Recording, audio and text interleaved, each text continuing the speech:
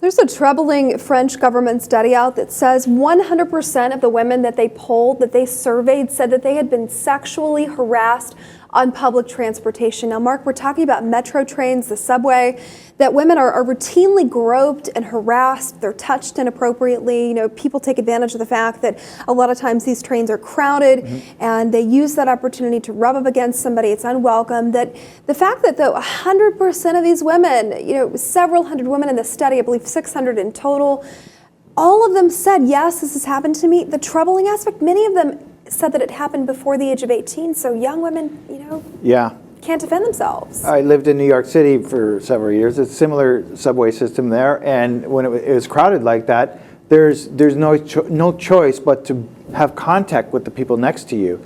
And I can see where, as a female, that would be extremely uncomfortable. Right. Well, one young woman surveyed, she's 26 years old. She didn't want to give her name, but this is what she had to say about this.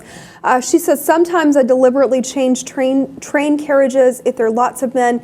I'd rather not put myself in a situation where I'm alone with only men because I know what would happen. Now, this report, it detailed the findings of a French health ministry survey. And the fact that they've identified the problem, Mark, this article, I didn't like it because I'm like, what's the solution? I mean, the only solution for me reading it was women-only trains, which we've seen in Malaysia and other parts of the world where they have a major problem like this. Yeah, I don't see women-only trains happening in Paris.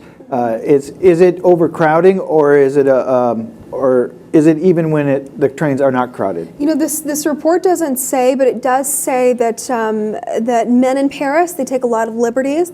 I'm paraphrasing this one woman and her experience, and that they really don't care how that makes women feel. But the fact that this is happening 100% of the time, it's really troubling. And you know, Paris, one of the worst cities for this, according to The Independent, according to this article. But my question is, you know, maybe it's just a lack of highlighting other places. You said you lived in New York. I've heard about this happening in Japan too. Is it the amorous Frenchmen? Oh, you know, I don't know if it's that or if it's just a very open culture, and it's just, you know, maybe seen by some men as just paying who knows?